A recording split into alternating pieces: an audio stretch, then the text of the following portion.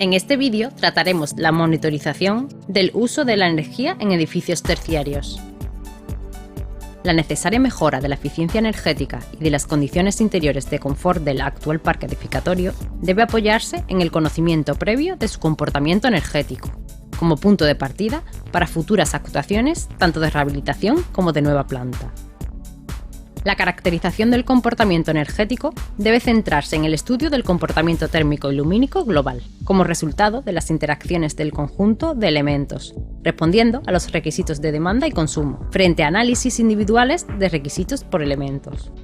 Para ello, será necesario determinar y cuantificar las condiciones ambientales de los edificios, a través de sujetos de estudio, en condiciones de uso, atendiendo a factores representativos como el uso, la orientación y la zona climática. Todo lo anterior se realiza mediante la monitorización de variables ambientales. Se realiza una toma de datos reales durante un periodo determinado de tiempo, incluyendo los periodos de verano, invierno y media estación, midiendo temperatura, humedad relativa, temperatura radiante, velocidad del aire, calidad del aire interior y niveles de iluminación, además de parámetros meteorológicos y radiación solar. A continuación, veremos los esquemas generales de monitorización de los edificios terciarios. Los espacios, objetos de monitorización, están equipados con diferentes sensores de condiciones ambientales. Estas sondas son sensibles a distintos parámetros físicos en respuesta a las condiciones ambientales y de operación, ya sean exteriores o interiores. Las ondas son transductores de estos parámetros ambientales o de actividad a señales eléctricas, que tras pasar por concentradores son transmitidas de manera cableada y o inalámbrica hacia distintos data loggers que se encargan de recibir estas señales y convertirlas en datos numéricos. Los data loggers permiten el almacenamiento temporal de estos datos y su consulta de forma remota mediante el protocolo HTML. Por último, los data loggers se conectan de forma cableada con un servidor web, programado previamente, que permite el volcado periódico de los datos a un servidor SFTP, administrado por la Universidad de Sevilla. El servidor web, además, permite la configuración remota de los distintos equipos instalados. A continuación, veremos los distintos equipos utilizados en la instalación. Empezamos por las sondas ambientales interiores. Sonda de temperatura del aire o termómetro. Estos elementos toman el dato de temperatura interior del aire de forma continua. Se disponen tanto adosadas a parámetros como suspendidas. Sonda de humedad. Estos elementos toman el dato de humedad interior del aire de forma continua. Se disponen tanto adosadas a parámetros como suspendidas. Sonda de dióxido de carbono. Mide la concentración en partes por millón de moléculas de dióxido de carbono. La concentración de CO2 es un indicador esencial de la calidad del aire en el interior de los edificios. La medición se lleva a cabo mediante el diferencial con los niveles de concentración de CO2 exterior. Tanto este sensor como los anteriores de temperatura y humedad se pueden encontrar en equipos multiparamétricos, dentro de una misma envolvente. Sonda de temperatura radiante o termopar. El sensor de esta sonda mide de forma continua la temperatura superficial de los parámetros o de los equipos sobre los que se instala. Nos permite conocer las temperaturas radiantes interiores y exteriores de los cerramientos o la temperatura de las tuberías de los sistemas. Sondas de iluminación, luxómetro o luminancímetros. Son las encargadas de medir los niveles de iluminación interior. Se disponen adosadas a un elemento fijo debido a que su lectura son dependientes de su orientación. La estación meteorológica está formada por distintos medidores y tiene como objetivo conocer cuáles son las condiciones ambientales y de iluminación exterior. Está compuesta por termómetros, higrómetros, detectores de CO2, anemómetro, veleta, piranómetros y pirgeómetros. Los termómetros exteriores miden la temperatura del aire exterior. La envolvente de este elemento, como en el resto de las sondas exteriores, debe ser estanca y resistente a la radiación solar. Se disponen adosados a parámetros sobre poste. Se deben colocar al menos 2 termómetros que nos permitan conocer las temperaturas de las orientaciones norte y sur. El higrómetro exterior Mide la humedad relativa del aire exterior. La envolvente, como el resto de sondas exteriores, debe ser estanca y resistente a la radiación solar.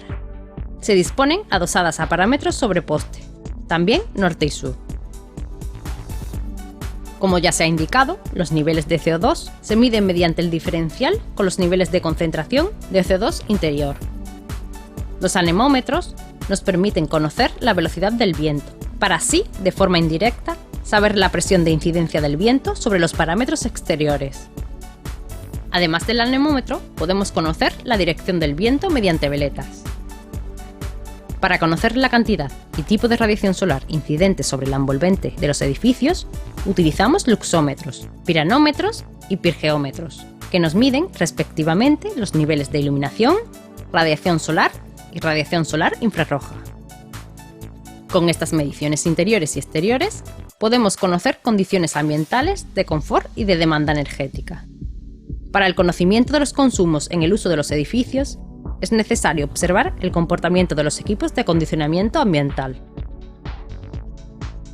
Podemos conocer el consumo eléctrico de los equipos introduciendo contadores de energía en las líneas de alimentación. Estos contadores nos pueden informar de la energía consumida, la potencia instantánea de uso, intensidad, voltaje, factor de potencia, energía reactiva y potencia reactiva o frecuencia de suministro. Con los medidores de flujo podemos conocer la velocidad del fluido en los conductos y, por tanto, el flujo que transporta dicho conducto. El flujo se mide tanto en conductos de aire como en tuberías. Cuando se trabaja en edificios, es importante la interacción de los usuarios con el mismo. Para ello, es necesario introducir sondas que permitan monitorizar la actividad de los usuarios. Los detectores de presencia nos permiten conocer si se produce algún tipo de actividad en el interior de los locales monitorizados, e incluso nos pueden indicar la ocupación en los mismos. Pueden ser del tipo PIR, detectando únicamente si hay o no hay actividad, o láser de paso, que nos permite conocer la ocupación de los locales en todo momento. Detectan si una ventana o puerta permanece abierta, cuestión de importancia en la renovación de aire.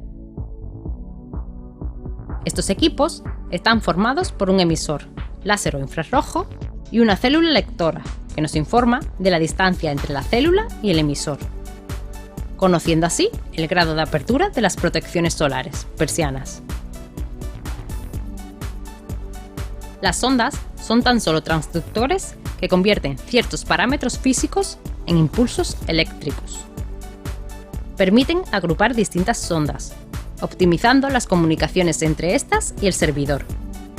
Estos concentradores se caracterizan por el tipo de comunicación, cableada o inalámbrica, número de conexiones entrante o posibilidad de almacenamiento de datos, data loggers.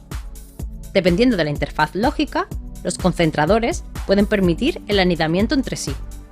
En la imagen se ve los concentradores cableados y concentradores inalámbricos.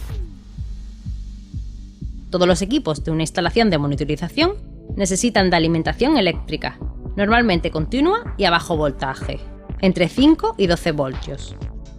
Además, para evitar errores por falta de suministro, la alimentación suele estar complementada por baterías de alimentación.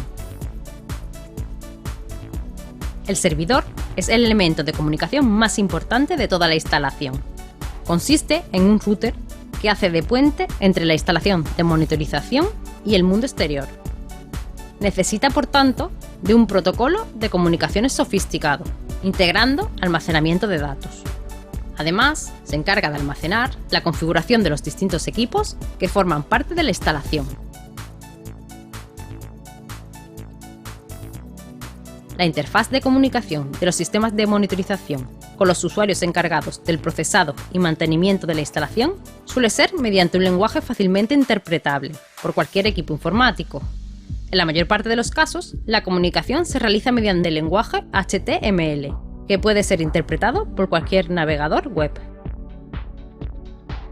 La conexión del servidor con el exterior se produce mediante protocolo cableado, Ethernet, recomendable, o de forma inalámbrica a través de router de comunicación 3G o 4G. En la imagen se muestra el servidor del proyecto Celda, con comunicación Ethernet con conexión directa a la red cableada de la Universidad de Sevilla. Desde el servidor, es posible configurar cada uno de los equipos que forman parte de la instalación. Permite modificar parámetros de medición y lectura de todas las sondas y de todos los concentradores colgados de él. Es posible chequear de forma remota los valores que están siendo medidos en un momento determinado por las sondas. Permite tanto la lectura instantánea como la revisión de lecturas históricas almacenadas en la memoria del servidor. Actúa como data logger. También se puede volcar los datos almacenados para su procesado posterior. Para evitar posibles pérdidas de datos, el servidor vuelca los datos mediante el envío de un fichero a un servidor externo de tipo protocolo FTP. En nuestro caso, este servidor FTP pertenece a la Universidad de Sevilla. El volcado de datos, ya sea directamente desde el servidor web o accediendo al almacenamiento FTP, nos da uno o varios ficheros de texto plano en formato de base de datos CSV. Los archivos CSV son un tipo de documento en formato abierto sencillo para representar datos en forma de tabla. Al tratarse de datos obtenidos desde el servidor, necesitamos de un procesado de los mismos, a fin de poder trabajar con ellos en hojas de cálculo estándar. Fichero CSV procesado. Es necesario cribado de datos transcribiéndolos a formatos de trabajo. Tras procesarlos, los ficheros CSV ya pueden ser interpretados sin dificultad por Excel, permitiendo archivarlos y trabajar en formatos XLSX. Antes del almacenamiento local, se deben unir los distintos ficheros parciales para conformar conjuntos de datos homogéneos. Lo habitual es agrupar los datos mensual o semanalmente, dependiendo del tamaño final de los ficheros.